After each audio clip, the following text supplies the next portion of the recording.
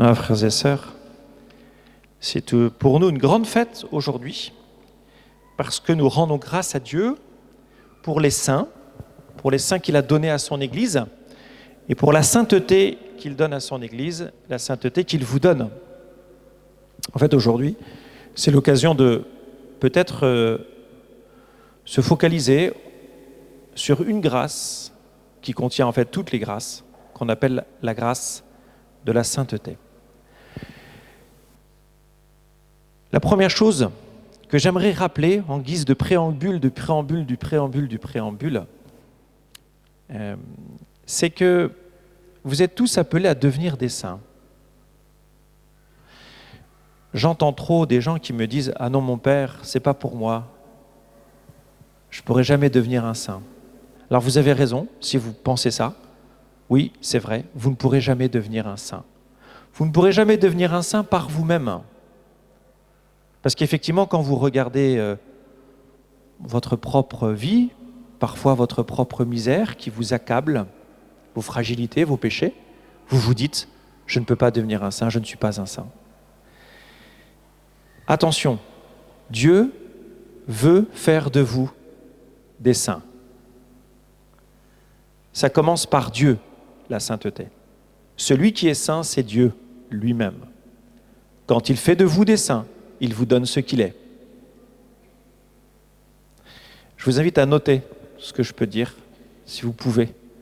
Vous avez des feuilles blanches pour certains devant vous, vous pouvez prendre vos téléphones, histoire de vous rappeler un peu du petit quelque chose de cette homélie et des lectures et de ce que comment Dieu pourrait nourrir votre cœur, votre vie spirituelle à partir de cette fête. Donc la sainteté, c'est un don. C'est le don de Dieu. La sainteté correspond au troisième objectif que Dieu a pour vous. Dieu a 5 objectifs pour vous qui donnent sens à votre vie. Le premier objectif, c'est que vous rendiez gloire à Dieu. C'est la prière.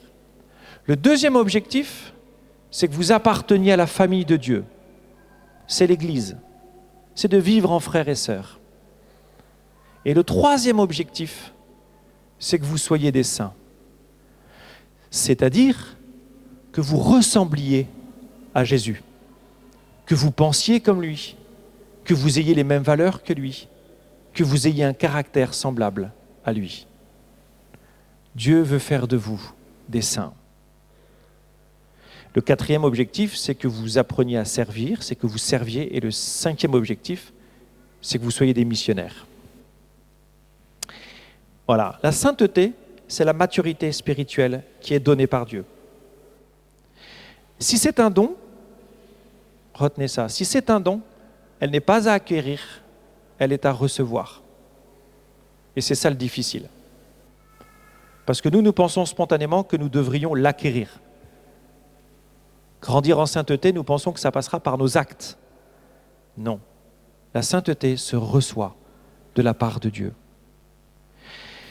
Et pour vous parler de la sainteté et de cette grâce à recevoir, j'aimerais commencer ou commenter la première des béatitudes, qui est en fait le préambule, la porte d'entrée dans toutes les autres béatitudes, et qui est la porte d'entrée dans la vie spirituelle. Donc la première des béatitudes, c'est « Heureux les pauvres de cœur, le royaume des cieux est à eux ». Apprenez-la par cœur. « Heureux les pauvres de cœur, le royaume des cieux est à eux ». Comment puis-je devenir pauvre de cœur? Si la pauvreté de cœur, c'est le premier pas vers la sainteté, si la pauvreté de cœur, c'est cette première disposition pour devenir un saint, et si elle est source de bonheur, comment puis-je devenir et être pauvre de cœur? Alors j'ai quatre verbes que je mets ensemble, que je mets en binôme, parce que je pense qu'ils se répondent. Accueillir et remercier. Accueillir et remercier. Et le deuxième binôme, c'est demander et donner. Accueillir et remercier, demander et donner. Quatre façons de vivre la pauvreté de cœur. 4 façons de recevoir dès à présent la sainteté que Dieu veut vous donner. Accueillir. Paul dit dans la Bible, Saint Paul dit, qu'as-tu que tu n'aies reçu? Là encore, ce serait un verset, vraiment frères et sœurs, à méditer toute la journée, à vous le répéter. Qu'as-tu, qu'ai-je, qu'est-ce que je possède que je n'ai reçu? Le pauvre est celui qui reçoit parce qu'il ne possède rien. Il a donc un besoin vital d'apprendre à recevoir. Le pauvre, par définition, est celui qui reçoit parce qu'il ne possède rien. Et il me semble que c'est difficile de recevoir et qu'il s'agit d'apprendre à recevoir. Ce n'est pas si simple d'apprendre à dépendre des autres et de Dieu. Parce que si vous réfléchissez un peu, si vous faites retour sur votre vie, sur vos journées, vous vous rendez compte que ce n'est pas si simple d'accepter de l'aide, d'accepter que l'autre vous apporte quelque chose. Parce qu'au fond, c'est reconnaître que vous avez un manque. C'est reconnaître que vous êtes vulnérable. La sainteté commence avec la reconnaissance de ma vulnérabilité. Vous êtes tous vulnérables. Je suis vulnérable. Malheureusement, depuis le péché originel, vous êtes comme Adam et Ève, je suis comme Adam et Ève. Qu'est-ce que je fais? Je couvre ma nudité. C'est quoi la nudité? C'est l'exposition de ma vulnérabilité. Parce que si je me présente vulnérable, j'ai peur que l'autre s'en serve pour me dominer. Pour me dominer. Et je préfère dominer que d'être dominé. Savoir accueillir demande de l'humilité. Posez-vous la question. Qu'avez-vous reçu depuis ce matin? Qu'avez-vous reçu depuis ce matin? Et qu'avez-vous refusé de recevoir? Quelle aide avez-vous refusé? Parce que celui qui vous apportait de l'aide vous dérangeait, ou vous pensiez que vous n'aviez pas besoin de lui. La deuxième chose, c'est remercier. Tous ceux qui ont fait la retraite sur la gratitude l'année dernière, vous êtes au taquet, vous savez comment on fait, vous travaillez cette vertu de gratitude qui consiste à savoir dire merci.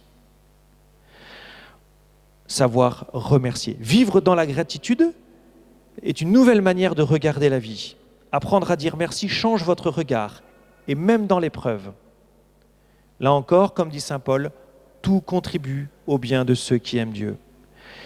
La gratitude vous apprend à tout voir comme un cadeau, à vivre cette belle phrase de sainte Thérèse qui dit « tout est grâce ». Le pauvre de cœur sait qu'il dépend fondamentalement de Dieu pour vivre et être heureux. Il apprend à recevoir et il apprend à remercier.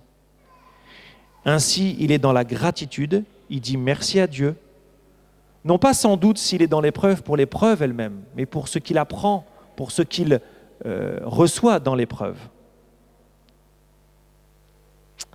Faites une liste de toutes les grâces reçues depuis le début de la semaine. C'est concret la gratitude. Merci Seigneur pour ce que tu m'as donné. Faites une liste, une petite liste, non, j'espère qu'elle est grande. Mais sachez reconnaître ce que Dieu vous a donné depuis le début de la semaine. Enfin, demandez et donnez. Demandez, Vous en faites l'expérience, je pense, tous les jours. Quand vous avez des personnes qui mendient dans la rue, ils demandent. Le pauvre demande. Alors vous pourriez vous dire, mais Dieu me connaît, il sait ce dont j'ai besoin et je n'ai pas besoin de demander. En fait, Jésus le dit plusieurs fois dans l'Évangile et il le dit dans un passage 3 fois à la suite. Il dit « demandez et vous recevrez ». Comme si le fait de demander allait creuser votre désir. Parce qu'au fond, Dieu n'attend qu'une chose, que nous soyons des êtres de désir. Si nous n'avons pas de désir, Dieu ne peut rien faire pour nous. Quels sont vos désirs ? Je parle des désirs les plus profonds. Avez-vous des désirs ? Est-ce que vous les présentez à Dieu ? Est-ce que vous osez en parler à Dieu ? Est-ce que vous osez aller au fond de vous-même ? D'aller au fond et de dire en vérité ce qui vous importe, ce qui vous manque, et de le dire à Dieu. Alors sachez que Dieu n'est pas une nounou, d'accord ? Dieu n'est pas un McDo qui vous donne ce dont vous avez besoin tout de suite. Parfois, il vous laisse demander, sans apparemment répondre, parce que Dieu veut justement que cette attente creuse votre désir et que Dieu ne veut pas faire de vous des immatures spirituels, des enfants, des bébés, et qu'il veut faire de vous des adultes. Vous, parents, vous savez ce qu'est éduquer un enfant à devenir un grand, quelqu'un qui s'assume. Et bien Dieu fait la même chose avec vous. Il ne s'agit donc pas, quand je demande de vivre au crochet des autres et de Dieu, mais d'apprendre à désirer, à creuser ce désir. Le deuxième qui va avec demander, c'est donner. Le pauvre sait que tout vient de Dieu et des autres, et donc au fond, il ne met pas la main sur ce qui lui appartient. Il ne possède pas. On parle de la vertu de chasteté. Il reste chaste par rapport aux choses. Et donc il est libre, et il est capable de les donner. Quand il demande, il donne. Il y a une belle phrase, je n'en connais pas l'origine, mais je vous la livre, je vous la partage. On ne possède que ce que l'on donne. Pensez à ça. On ne possède que ce que l'on donne. Je vais vous raconter une histoire. Une petite histoire qui m'est arrivée un dimanche soir, il y a 2 semaines. Certains connaissent Hakim, qui est dans la rue là. Alors, il ne dort pas dans la rue. La paroisse l'a aidé à trouver un logement, etc. Mais il est là parce qu'il peut rencontrer des gens. Et un dimanche soir, je crois que c'était il y a 2 semaines, il pleuvait des trompes d'eau, 3 semaines. Et il avait perdu les clés de chez lui. Donc il était là dimanche soir, 21h, sans clé, sous la flotte. Et je sors, et puis il voulait me montrer quelque chose, je ne sais plus quoi. Il me dit, j'ai perdu les clés, donc c'était un peu la panique, tout ça.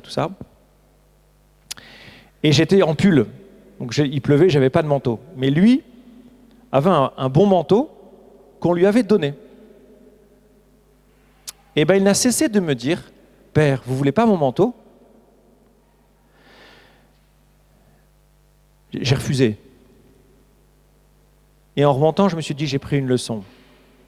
Ce type allait passer la nuit dans la rue, sous la flotte, et il était prêt à me donner son manteau, qu'on lui avait donné, et qui était la seule façon pour lui de se protéger de la pluie. Sachant que moi, j'allais remonter 3 minutes après chez moi, au sec. Alors depuis, rassurez-vous, on lui a trouvé des clés, quelqu'un l'a logé, etc. Enfin, bref. Mais comment spontanément le pauvre est capable de donner ? Et je crois que nous devons apprendre à devenir des pauvres pour apprendre à donner. Et ça vaut dans la vie matérielle comme dans la vie spirituelle. Voilà. Accueillir, remercier, demander, donner.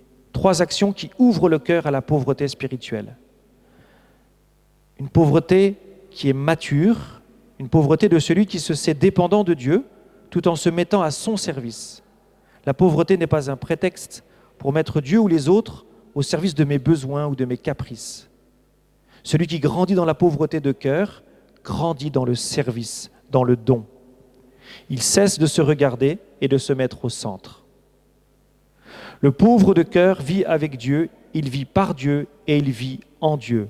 Dieu n'est pas extérieur à lui, il y a comme une connaturalité, une communion entre lui et Dieu. Et le pauvre de cœur, frères et sœurs, peut dire avec le psaume, « Le Seigneur est mon berger, je ne manque de rien. »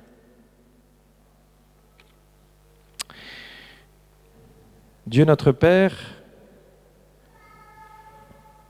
je te confie chacun d'entre nous, nous confions les uns aux autres, te demandons la grâce de la sainteté, de savoir accueillir ce que tu nous donnes, de savoir le reconnaître et savoir te remercier pour tout ce que tu nous donnes.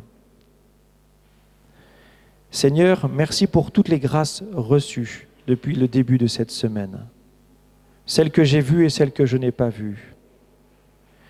Seigneur, apprends-moi à demander, apprends-moi à persévérer dans mes demandes, fermement convaincu que tu écoutes, que tu sais. Et apprends-moi, Seigneur, à donner ce que j'ai reçu. Apprends-moi à partager, apprends-moi à donner. Amen.